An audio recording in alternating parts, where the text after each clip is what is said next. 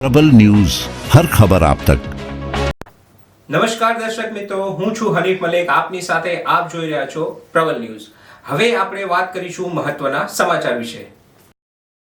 સમાચારમાં વાત કરીએ ભરૂચ શહેરની તો ભરૂચ લોકસભા બેઠક પર ભારત આદિવાસી પાર્ટીના ઉમેદવાર દિલીપ છોટુ વસાવાએ જંગી કાફલા સાથે ઉમેદવારી નોંધાવી।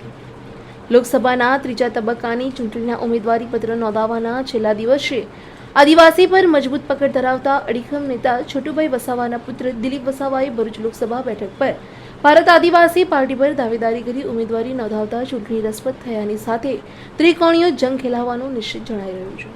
દિલીપભાઈ વસાવા ઝઘડિયા તાલુકાના ધારોલી ગામ ખાતેથી જંગી કાફલા સાથે પિતા છોટુ વસાવાના આશીર્વાદ લઈ ભરૂચ કલેક્ટર કચેરીએ ઉમેદવારી નોંધાવવા રવાના થયા હતા। તે કારણે હવે ભરૂચ લોકસભા બેઠક પર ત્રિકોણીય ચૂંટણી જંગ નિશ્ચિત થઈ ગયું છે।